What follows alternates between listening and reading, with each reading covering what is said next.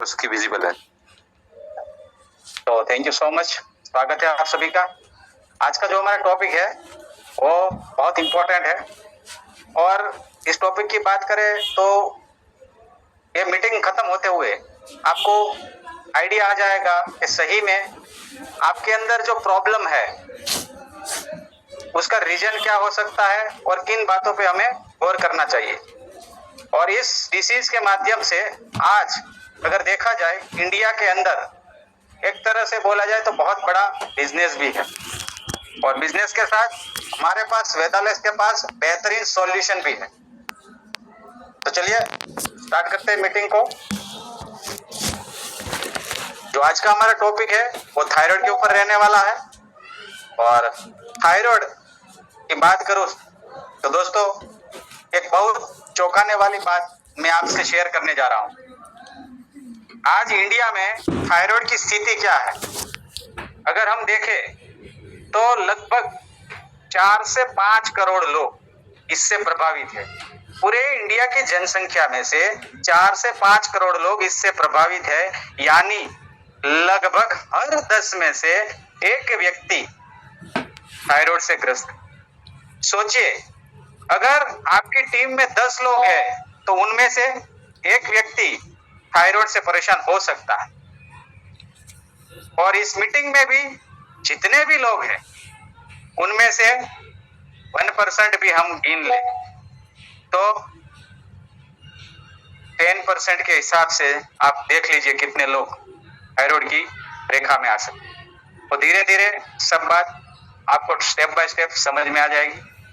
तो अगर आप अभी भी नोट और पेन लेकर नहीं बैठे, नोट और पेन लेकर जरूर बैठिए और जो भी टॉपिक है उसको नोट डाउन कीजिए। बहुत बड़ा आपके लाइफ में परिवर्तन आ सकता है, बहुत लोगों के जीवन में आप परिवर्तन ला सकते हो। तो सोचिए, अगर आपकी टीम में 10 लोग हैं तो उनमें से एक व्यक्ति थायराइड से परेशान हो सकता है। और सबसे बड़ी बात, महिलाओं में यह समस्या 5 से 8 गुना ज्यादा है, यानी हमारी माताएं बहनें सबसे ज्यादा थायराइड से प्रभावित हो रही है। क्यों? क्योंकि उनका जो काम है डेली उसको जो केमिकल्स के बीच रहना पड़ रहा है, सुबह उठकर शाम तक वो डेली बर्तन, फ्लोर क्लीनर, टॉयलेट क्लीनर और जैसे केमिकल और बीच जूझती रहती है, जिसकी वजह से भी एक कारण है कि थायराइड लेडीज में ज्यादा पाया जाता है और 30 साल के बाद इसका रिस्क और भी बढ़ जाता है। लेकिन सबसे खतरनाक बात क्या है जानते हैं? 60% लोगों को पता ही नहीं है कि उन्हें थायराइड है, यानी बीमारी है लेकिन जानकारी नहीं। यह जो आप चार्ट देख रहे हैं, लाल हिस्सा दिख रहा है कि कितने लोग प्रभावित हैं और नीला हिस्सा जो अनअफेक्टेड है, यानी बहुत बड़ी पॉपुलेशन इस समस्या से जूझ रही है। तो सवाल ये है, आखिर थायराइड क्यों होता है और इसे नेचुरली कैसे ठीक किया जा सकता है? इसी के बारे में हम आगे डिटेल में समझेंगे। तो तैयार है आप लोग? चैट में रिप्लाई कीजिए। अगर आप लोग तैयार हैं तो चैट में रिप्लाई कीजिए Y R Y R Y R Y R. Yes, ready. Chat में रिप्लाई कीजिए। कितने लोग रेडी? कितने लोग एक्साइटेड है इस सेशन को लेकर? चलिए समझते हैं थायराइड है क्या। अब बहुत सारे लोगों को तो पता ही नहीं होगा कि थायराइड है क्या। अगर आपको कोई पूछे कि मुझे थायराइड की समस्या है, तो अगर हम सोचने लग जाए कि थायराइड क्या होता है, थायराइड कहाँ आता है, थायराइड हम अपने पेट में हाथ रख के बोले कि यहाँ पे आता है थायराइड, या हमारे हार्ट के पास हैंड रख के बोले यहाँ होता है थायराइड। नहीं दोस्त, थायराइड एक छोटी सी तितली जैसे आकार की अपने गले के अंदर सामने वाले हिस्से में एक ग्रंथि जिसे थायराइड है। सचो सबसे पहले हमें यह समझना बहुत जरूरी है कि आखिर थायराइड है क्या। थायराइड हमारे शरीर की एक छोटी सी ग्रंथि होती है जिसका आकार बिल्कुल तितली जैसा होता है। यह ग्रंथि हमारे गले के सामने वाले हिस्से में होती है, यानी जहां हम कॉलर बटन लगाते हैं, देखो ये ठीक उसी जगह पे इसके अंदर ये थायराइड ग्लैंड होती है। अब आप सोच रहे होंगे कि इतनी छोटी सी ग्रंथि क्या करती होगी, लेकिन यह छोटी सी ग्लैंड पूरे शरीर का कंट्रोल सिस्टम संभालती है। एक तरह से पावर हाउस बोल सकते हैं हम, कि यहां से पूरी सप्लाई पूरे बॉडी के अंदर, पूरे बॉडी के जो माइंड है, जो हार्ट है, जो मेटाबॉलिज्म है, जो हेयर है, जो स्किन है, उन सबको ये सप्लाई करती। अगर यह छोटी सी ग्लैंड गड़बड़ हो जाए तो पूरा शरीर इनबैलेंस हो जाता है। तो अब सवाल यह है, थायराइड प्रॉब्लम क्यों होती है और इसके सिम्टम्स क्या होते हैं? तो चलिए आगे समझते हैं थायराइड ग्लैंड क्या काम करती है। साथियों, अब सबसे इंपॉर्टेंट सवाल आता है, आखिर थायराइड ग्लैंड करती क्या है? थायराइड ग्लैंड हमारे शरीर में दो बहुत इंपॉर्टेंट हार्मोन बनाती है, T3, जिसको थायरोनिन बोला जाता है, और T4 थायरोक्सिन बोला जाता है। तो ट्रायोडोथायरिन और थायरोक्सिन, ये दोनों हार्मोन्स हमारे शरीर के मास्टर कंट्रोलर की तरह काम करते हैं। अगर आसान भाषा में मैं कहूं कि थायराइड हार्मोन्स हमारे शरीर के स्पीड कंट्रोलर है। जैसे गाड़ी में एक्सेलेटर और ब्रेक होता है ना, वैसे ही हार्मोन्स हमारे शरीर की स्पीड और कंट्रोल करते हैं। सबसे पहले मेटाबॉलिज्म, मतलब आपका शरीर खाना खाकर उसे एनर्जी में कैसे बदलता है। अगर थायराइड सही है, मेटाबॉलिज्म सही है।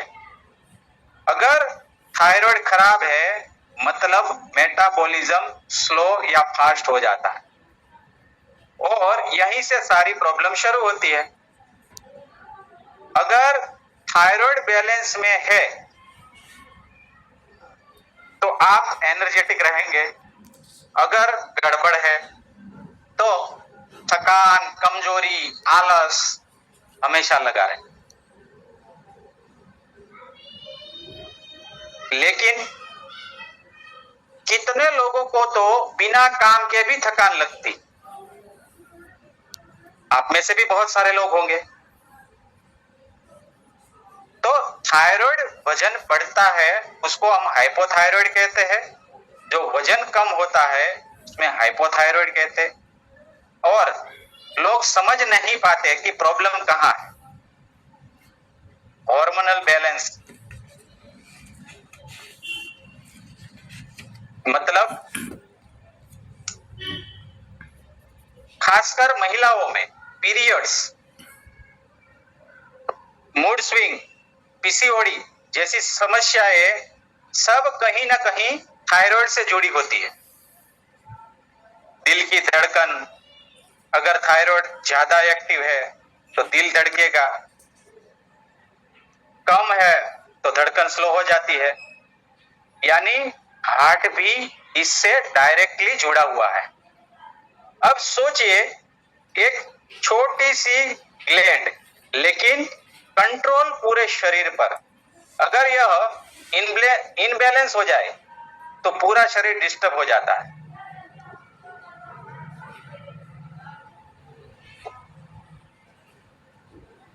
अब जो यहाँ पे आपको डायग्राम दिख रहा है, उससे हम समझते हैं कि एक्चुअल में ये वर्क कैसे होता है।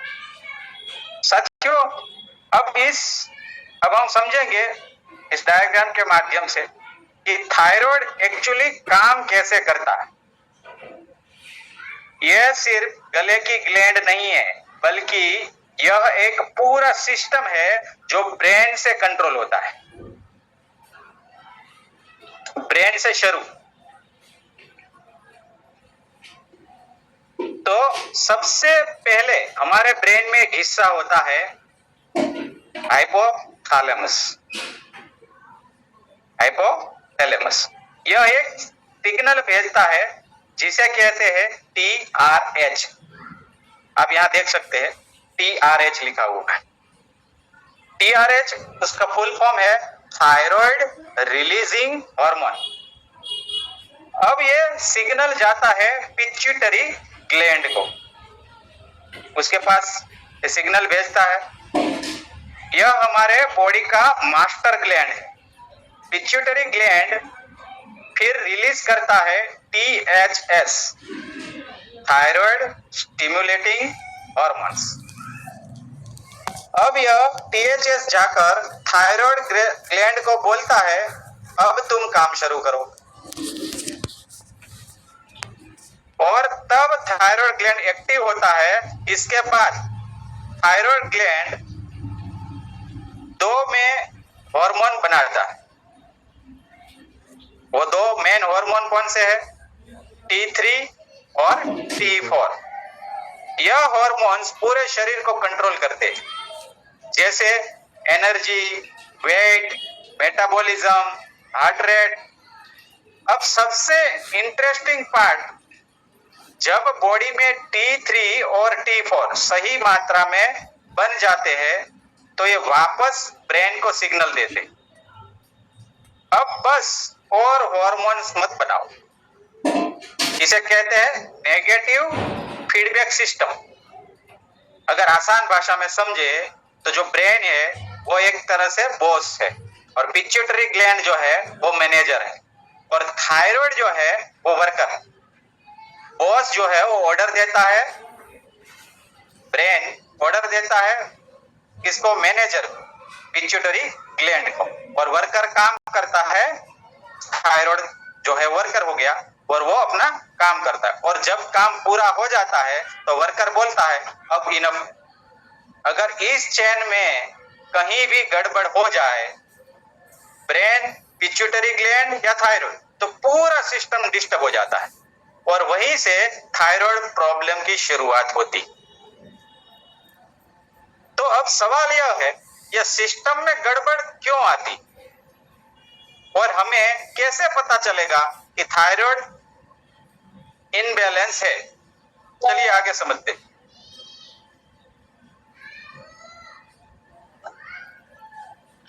समस्या कब होती है? साथियों, अब सबसे इंपॉर्टेंट सवाल, थायराइड की प्रॉब्लम होती कब है? जब हमारी थायराइड ग्लैंड सही मात्रा में हार्मोन्स नहीं बनाती, तभी प्रॉब्लम शुरू होती है। पहली कंडीशन हाइपोथायरॉयडिज्म, इसका मतलब थायराइड हार्मोन कम बन रहा है। अगर मैं आसान भाषा में कहूं, शरीर की स्पीड स्लो हो जाती।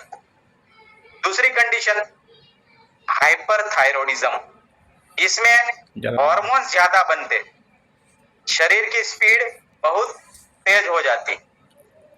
अगर सिंपल भाषा में समझे, hypo is equal to low speed slow, hyper is equal to high speed fast. एक में बॉडी धीमी पड़ जाती है, दूसरे में बॉडी ओवर वर्क करने लगती। और ध्यान रखिए, दोनों ही कंडीशन डेंजरस, कभी भी कम भी नुकसान करता है और ज्यादा भी नुकसान करता है। आप में से किसी को बिना कारण थकान रहती है, या अचानक वजन ज्यादा कम हुआ है? तो समझिए कैसे समझते। अब इसको समझेंगे कैसे? साथियों, अब सबसे इंपॉर्टेंट पार्ट, अगर आपके पास रिपोर्ट है तो उसे समझना कैसे?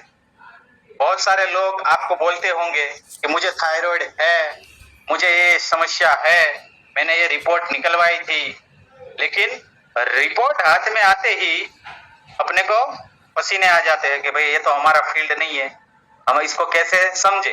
तो थायराइड के लिए बहुत सिंपल है, थायराइड के लिए रिपोर्ट कौन से निकाले जाते हैं? THS, T3 और T4, ठीक है। तो सबसे पहले इन तीन चीजें देखते, ये तीनों मिलकर थायराइड की पूरी कहानी बताते, राइट। सबसे पहले नॉर्मल रेंज समझ लीजिए, THS 0.4 से 4.0 MIU/L means millilitre international unit parameter, right. अब T3 80 से 200 NG/DL मतलब नैनोग्राम पर डेसीलीटर, राइट। अब T4 5 से 12। अगर आपकी रिपोर्ट इन रेंज में है तो जनरली थायराइड नॉर्मल माना जाता है और इसमें कोई घबराने की जरूरत नहीं है। जो रिपोर्ट आता है ना, उसके साइड में लिखा हुआ भी आता है कि नॉर्मल रेंज ये होती है, और उससे अगर ज्यादा कम है तो आपको समझ जाना है कि ये कौन सा थायराइड है। मैं आपको एक सिंपल सी भाषा में समझाऊंगा और आपको आसानी से आज के बाद रिपोर्ट पढ़ना आ जाएगा। अब सबसे इंपॉर्टेंट चीज, सिर्फ THS देखकर भी काफी कुछ समझ सकते हैं, क्योंकि THS ही कंट्रोल सिग्नल है। अगर THS ज्यादा है, मतलब यहाँ पे जो 4 लिखा है 4 से ऊपर है, इसका मतलब थायराइड ठीक से काम नहीं कर रहा, इसलिए ब्रेन बार बार सिग्नल भेज रहा है। उसका रिजल्ट क्या आ रहा है कि हाइपोथायरॉयडिज्म, हार्मोन कम बन रहा है। अगर THS कम है 0.4 से, अगर THS नीचे है, उसका मतलब थायराइड बहुत ज्यादा हार्मोन बना रहा है, इसलिए ब्रेन ने सिग्नल कम कर दिया है, तो उसे हाइपरथायरॉयडिज्म, हार्मोन ज्यादा बन रहा है। एक लाइन में याद रखिए, THS थायराइड स्लो मतलब हाइपो, THS थायराइड फास्ट मतलब हाइपर, यानी उल्टा रिएक्शन। ठीक, जैसे अगर किसी की रिपोर्ट में THS 8 आया तो यह नॉर्मल से ज्यादा है, मतलब वह हाइपोथायरॉइड साइड में जा रहा है। 90% केसेस में सिर्फ THS देखकर ही बेसिक आइडिया मिल जाता है।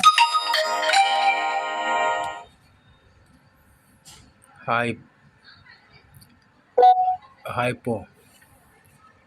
साथियों, अब हम बात करेंगे हाइपोथायरॉयडिज्म की, यानी जब थायराइड हार्मोन्स कम बनता है।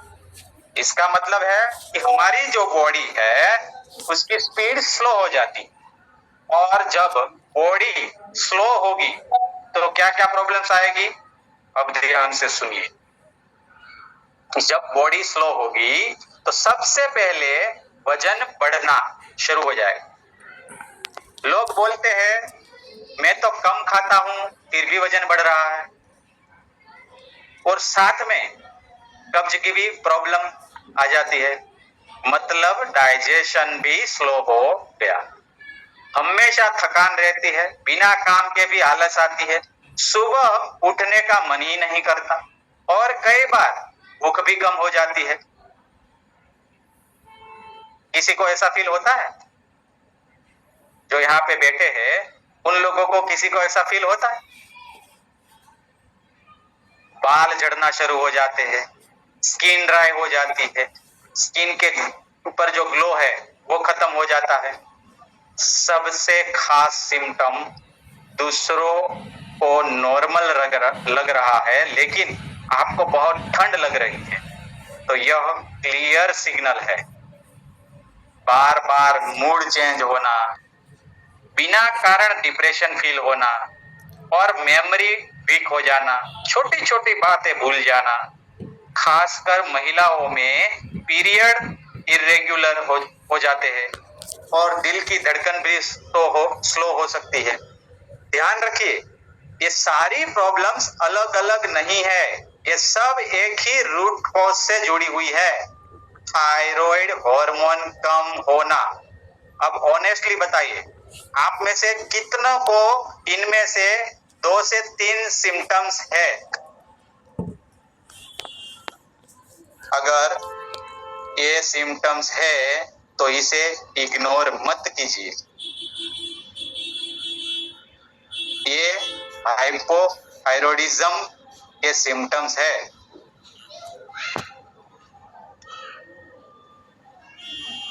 नेक्स्ट हाइपरथायरॉयडिज्म, इसमें क्या सिम्टम्स होते? साथियों, अभी हमने देखा जब थायराइड कम काम करता है तो हाइपोथायरॉयडिज्म। अब देखते हैं जब थायराइड ज्यादा काम करता है तो हाइपरथायरॉयडिज्म, यानी बॉडी की स्पीड बहुत तेज हो जाती। अगर हाइपो स्लो मोशन है तो हाइपर ओवर स्पीड है।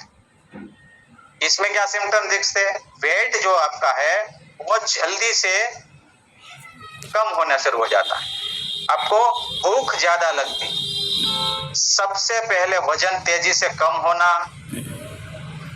लोग तो खुश हो जाते हैं लेकिन साथ में भूख बहुत ज्यादा लगती है, यानी बॉडी अंदर से बहुत फास्ट काम कर रही है।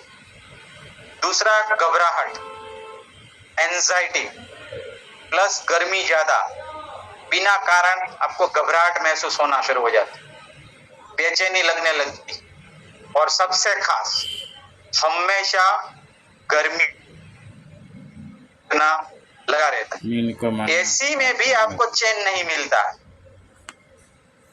तीसरा, दिल की धड़कन तेज हो जाती है। दिल की धड़कन तेज हो जाती है, कभी कभी ऐसा लगता है कि हार्ट बाहर आ जाएगा। चौथा, ज्यादा पसीना आ जाता है। हेयर और नेल जो है फास्ट आपके ग्रो करते, मतलब बॉडी ओवर एक्टिव हो चुकी है।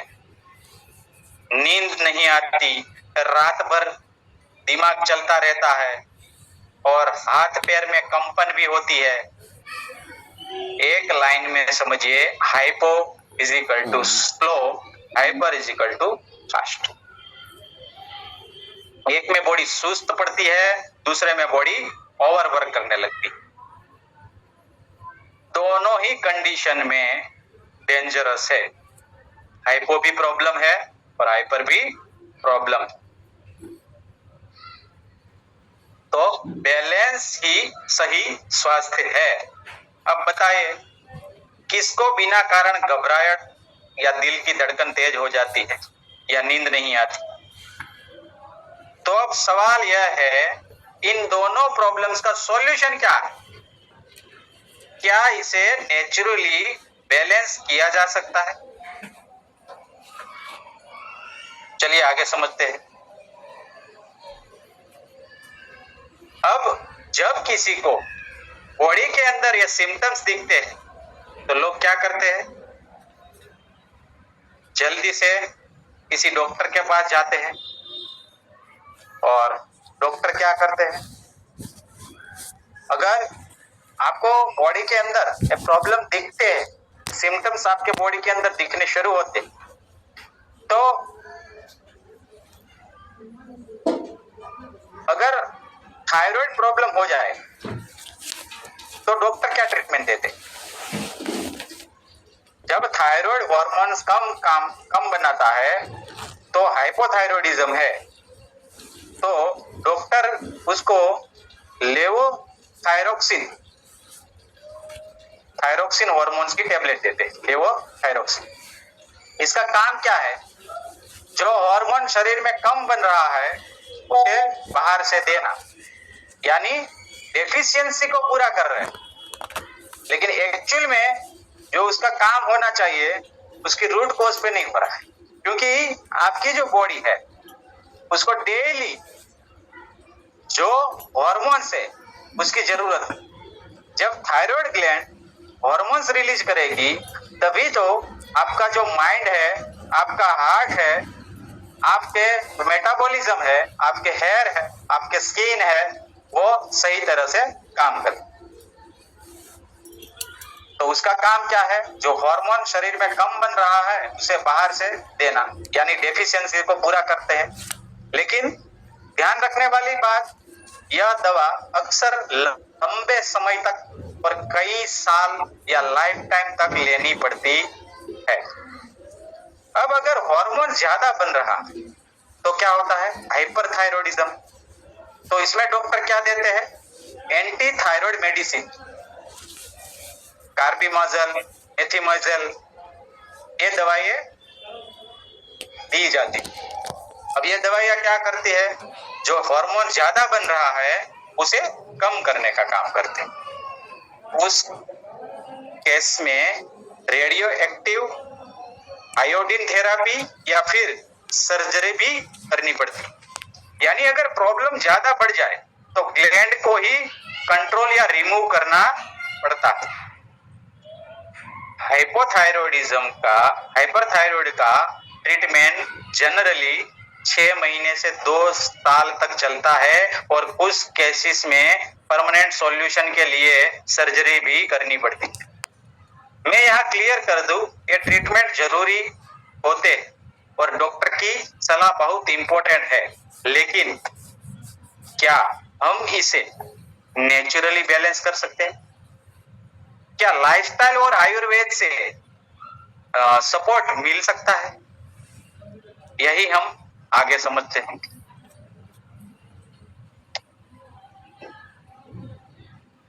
तो अब दोस्तों एक जोरदार क्लैप कर दीजिए वेदालेस के लिए।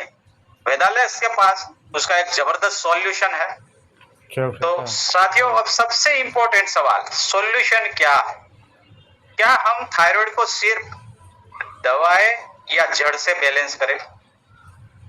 वेदालेक्स में सॉल्यूशन है चरक संहिता आधारित आयुर्वेदिक चिकित्सा पद्धति पर, यानी हजारों साल पुरानी प्रूवन साइंस। यहाँ सिर्फ सिम्टम्स नहीं, रूट कॉज पर काम किया जाता। आयुर्वेद में 2 अप्रोच होती है, शोधन, शरीर को अंदर से सफाई करना, और शमन, शरीर को संतुलित करना। और वेदालेस की इसी प्रिंसिपल पर काम करती है। 4 स्टेप फॉर्मुलेशन, सबसे इंपॉर्टेंट पार्ट। पहला स्टेप डिटॉक्स, इन्फ्लेमेशन, शरीर में जो टॉक्सिन्स, जो गंदगी, जो प्रिजर्वेटिव, जो केमिकल, जो फर्टिलाइजर, जो यूरिया, जो स्टेरॉइड जमा हो गई, उसे बाहर निकालना बहुत जरूरी। क्योंकि जब तक बॉडी साफ नहीं हो तब तक कोई भी ट्रीटमेंट पूरी तरह से काम नहीं करेगी। तो इसलिए first of all body detox करना बहुत जरूरी है। दूसरा स्टेप है इन्फ्लामेशन, यानी शरीर में जो अंदर सूजन,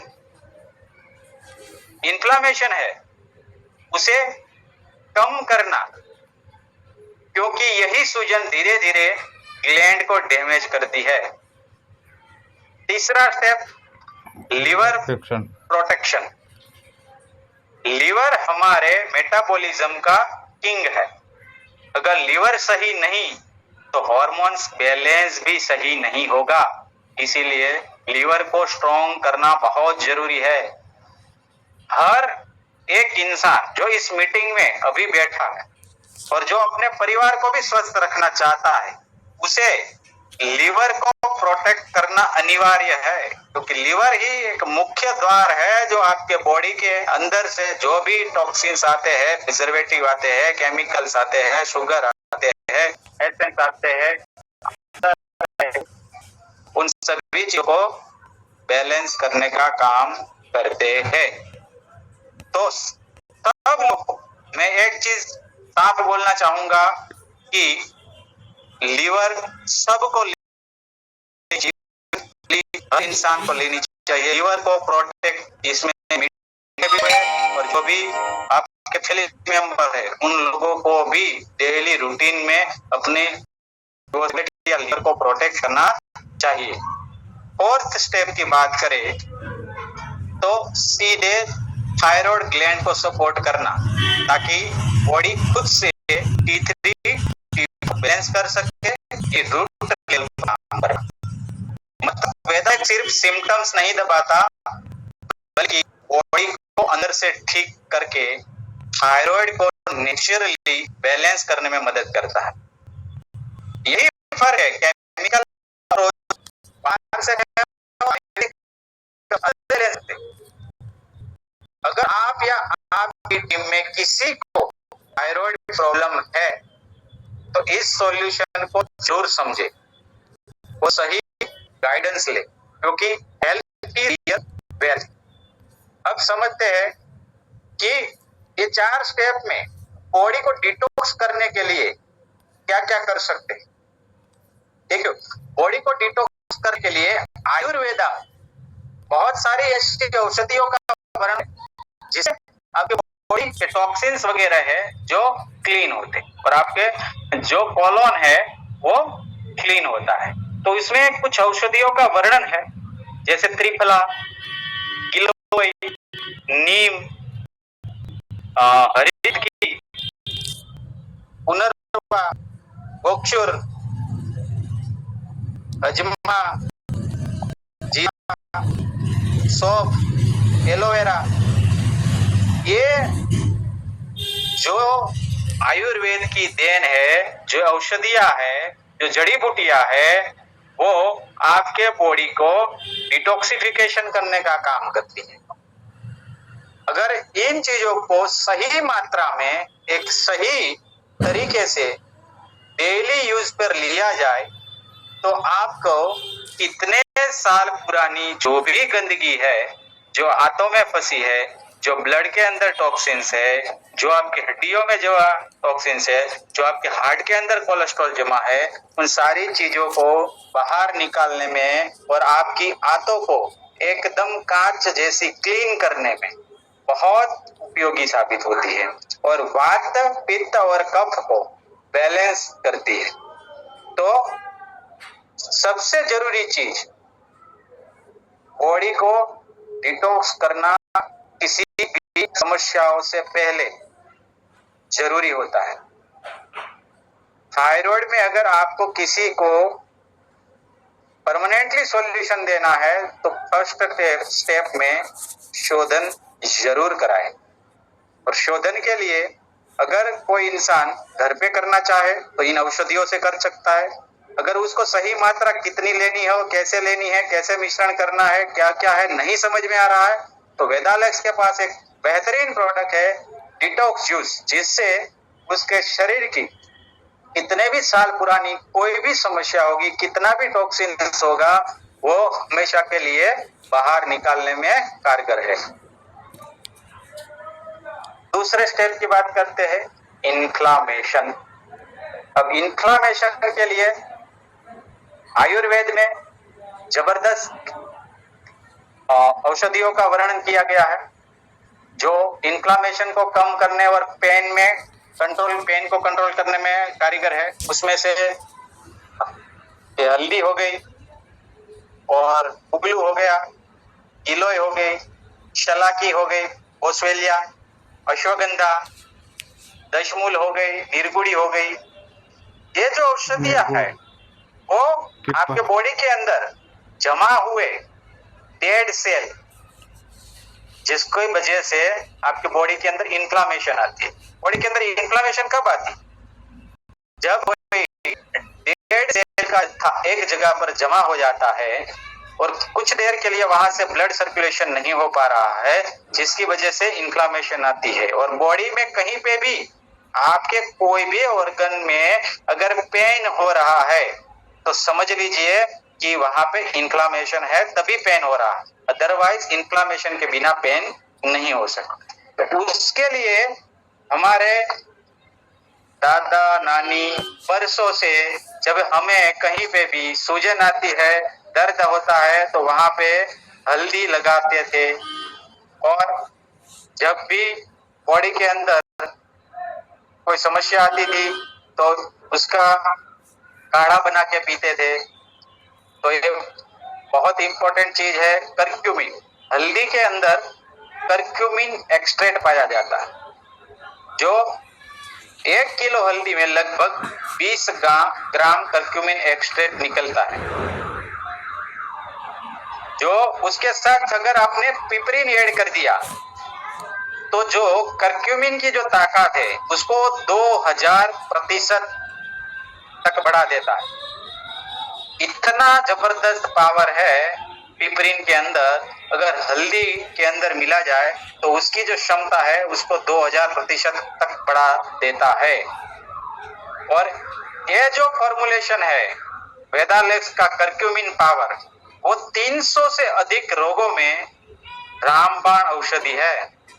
जोड़ों के दर्द के लिए अत्यधिक लाभकारक है, कैंसर में भी ये बहुत इंपॉर्टेंट सहायक है, एंटीबायोटिक है, हृदय के रोगों में भी रोकथाम के लिए उपयोगी है। ऑल ओवर ये बहुत ही जबरदस्त प्रोडक्ट है जो करक्यूमिन एक्सट्रैक्ट के अंदर पिपरिन ऐड करके बनाया गया है, जो थायराइड में भी इफेक्टिव रहेगा और आपके बॉडी के कोई भी पेन के अंदर भी बहुत उपयोगी साबित हो सकता है, और आपके बॉडी के अंदर कहीं पे भी इंफ्लेमेशन होगी उसको दूर कर। तो दूसरे स्टेप में हमें हमारी बॉडी के अंदर की इंफ्लेमेशन को दूर करना है, और तीसरे स्टेप में हमें अपने लीवर को प्रोटेक्ट करना है, क्योंकि लीवर हमारे बॉडी का सिक्योरिटी गार्ड है। लीवर ही एकमात्र अंग है जो हम खाना खा रहे हैं उसका जो पाचक रस बनता है, और वो पाचक रस किसका बनता है, जो हमने खाया है उसी का पाचक रस बनता है, और पाचक रस में ही रक्त बनता है, और रक्त किसका बनता है, जो पाचक रस बना उसी का बनता है। अगर खाने में हमने प्रिजर्वेटिव लिए हैं, टॉक्सिन्स लिए हैं, केमिकल्स लिए हैं, फर्टिलाइजर आए हैं, हाईली शुगर आए हैं, एसेंस आए हैं, कोई कलर आया है, तो उन सब चीजों को फिल्टर करने का काम लीवर का है।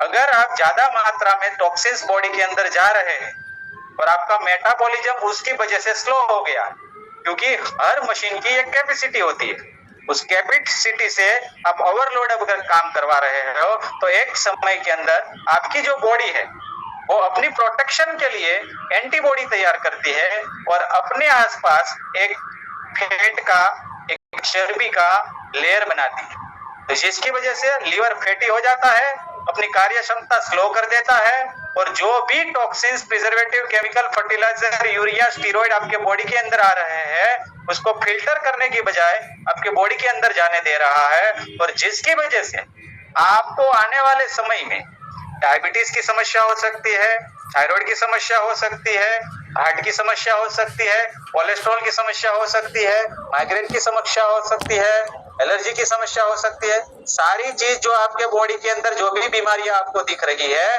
वो कहीं ना कहीं आपका लीवर कमजोर होने की वजह से ही तो लीवर को मजबूत रखना बहुत जरूरी है। लीवर एकमात्र ऐसा ऑर्गन है जो फिर से रिपेयर हो सकता है। अगर 5% भी लीवर वर्किंग में है तो फिर से वो पूरा नया बन सकता है, और इसी का काम है जो आपके बॉडी के अंदर जो भी टॉक्सिन जा रहे हैं उसको दूर करना। तो ये अपने आप में बहुत इंपॉर्टेंट चीज है और हर इंसान को आज के जमाने में लेनी चाहिए, क्योंकि आज जो भी हम खाना खा रहे हैं, जो भी हम पानी पी रहे हैं, जो भी हम सांस ले रहे हैं, उन सब चीजों में हमारे बॉडी के अंदर कोई ना कोई टॉक्सिन जा रहा था। तो टॉक्सिन्स को फिल्टर अपना लीवर कब कर पाएगा, जब अपना जो लीवर है वो एकदम स्ट्रांग होगा, मजबूत होगा, तभी वो उनसे फाइट कर पाएगा। तो उसके लिए लिवोसेफ हर इंसान को लेनी चाहिए। तो तीसरे स्टेप में हमारे लीवर को प्रोटेक्ट करना है, और फोर्थ स्टेप में जो रूट कॉज है, ये प्रॉब्लम थायराइड की रूट कॉज क्या है। रूट कॉज एक सिंपल सी बात है कि आपकी थायराइड ग्लैंड है उसका जो काम है सही से नहीं कर पा रही है। अब जब थायराइड ग्लैंड अपना काम सही से नहीं कर पा रही है तो आप डॉक्टर के पास जाके थायरोक्सिन हार्मोन्स की टेबलेट लेकर आ जाते हैं, कोई 25 mg, कोई 50 mg, कोई 100 mg, कोई 125 mg, कोई 150 mg। और पते की बात यह है कि बहुत सारे लोग हमारे पास आते हैं तो देखते हैं हम कि उनको गोलियां तो 10 साल से 15 साल से ले रहे हैं, लेकिन समस्याएं कम नहीं हो रही है। समस्या ऐसे की ऐसी है, कई लोगों तो समस्या बढ़ रही है, और कई लोग ऐसे भी आते हैं जिसके रिपोर्ट तो नॉर्मल होते हैं लेकिन समस्या वहीं के वहीं या तो उससे भी ज्यादा बढ़ रही होती है। तो उसमें थायराइड ग्लैंड के रूट कॉज पे काम करना है, आपको हाइपोथायराइड है या हाइपरथायराइड है, उस पे काम करने की बजाय समस्या पे काम करना है, रूट कॉज पे काम करना है। और रूट कॉज क्या कहता है कि आपकी जो थायराइड ग्लैंड है उसका जो काम है वो नहीं कर रही है। तो उसके लिए आयुर्वेद में जबरदस्त औषधियों का वर्णन किया गया है, जैसे काचनार हो गया, गुगलू हो गया, अश्वगंधा हो गया, मुलेठी हो गया, जीरा हो गया, धनिया हो गया, त्रिकुट हो गया, केटल लीफ हो गया। ये जो सारी औषधियां है वो आपकी थायराइड ग्लैंड को रिपेयर करने के लिए बहुत ही फायदेमंद है और इनका वर्णन आयुर्वेदा ग्रंथों में लिखा है। और इसको वेदालेक्स ने इसी तरह से बहुत शानदार फॉर्मुलेशन तैयार किया है कि किसी भी इंसान को कितने पुराने थायराइड का प्रॉब्लम होगा, उनको अगर कंटिन्यू 3 से 6 महीना रेगुलर अगर चला दिया जाए तो उसकी थायराइड की समस्या हमेशा के लिए खत्म हो सकती है। ये कोई मैजिक नहीं है, कोई जादू नहीं है, ये प्रकृति का विज्ञान है। और एक जोरदार क्लैप चाहूंगा हमारे आदरणीय डॉक्टर संदीप कुमार यादव के लिए, जिन्होंने इतने बेहतरीन प्रोडक्ट बनाए और आज उसकी वजह से भारतवर्ष के अंदर हजारों परिवार ऐसे हैं जो उनकी समस्याओं में 10 साल, 15 साल, 20 साल, 25 साल से जूझ रहे थे, उससे आज उसको आराम मिल चुका है और हमेशा के लिए गोली खाने से उसे मुक्ति मिल चुकी है। तो दोस्तों, ये 4 स्टेप है और ये थायराइड को समझकर अगर आप किसी भी इंसान के पास जाके बैठ जाओ और उनसे 15-20 मिनट या आधा घंटे तक उनको इंफॉर्मेशन शेयर करो, जब उनके साथ आप ये इंफॉर्मेशन शेयर करोगे, उस इंफॉर्मेशन से वो आपके ऊपर ट्रस्ट करेगा और इस प्रोडक्ट को यूज करेगा और उनका जो प्रॉब्लम है वो हमेशा के लिए दूर हो। तो ज्यादातर हम गलती कहाँ करते हैं, हम हमारी इंटेंशन सेल की होती है और सेल की इंटेंशन से हम प्रोडक्ट किसी के पास लेकर जाते हैं, लेकिन हम इंफॉर्मेशन के उद्देश्य से किसी के पास जाते हैं और इसको सही तरह से इंफॉर्मेशन देते हैं। और जो भी आज इस मीटिंग में आपने सीखा उस सारे टॉपिक्स के बारे में उसके साथ डिस्कस करते हैं तो वो जरूर एग्री होता है और इन 4 स्टेप से उनका प्रॉब्लम हमेशा के लिए दूर हो सकता है। तो कहीं ना कहीं देखो, हम जिस फील्ड में है जहां हमें समाधान देना है, तो आज थायराइड के प्रॉब्लम के लिए बहुत ऐसे क्लिनिक है, बहुत ऐसे अस्पताल है जो 100 करोड़ 200 करोड़ 500 के अस्पताल बने चुके हैं और आज भारत में हर 10 में से 1 व्यक्ति को था। और जो भी मैंने आज आपके साथ बात की, जो डिस्कस किया, अगर वो सिम्टम्स के बारे में आपने अगर एनालिसिस किया होगा आपके बॉडी के ऊपर, तो आपके अंदर भी कुछ ना कुछ ऐसे सिम्टम्स आपको दिखे हो। तो कहने का मतलब है, हम भी कभी गलती करते हैं, हम भी कभी नादानी में रिपोर्ट नहीं निकलवाते हैं। तो रिपोर्ट निकलवा कर आपकी जो भी समस्या है उसके ऊपर काम करके हमेशा के लिए उससे निजात पा सकते हैं। तो ये कुछ बातें थी जो थायराइड को लेकर अगर हम लोगों के साथ शेयर करेंगे, इसके बारे में हम खुद अवेयर होंगे, तो हमें और अपने परिवार को इस समस्या से, इस प्रॉब्लम से निकाल सकते हैं। और अगर इस पे बिजनेस करना चाहे तो बहुत बड़ा बिजनेस भी हो सकता है। Thank you. आज आप बहुत कुछ सीखा है, लेकिन अगर आज एक्शन नहीं लिया तो ये नॉलेज भी धीरे धीरे खत्म हो जाएगी। Thank you.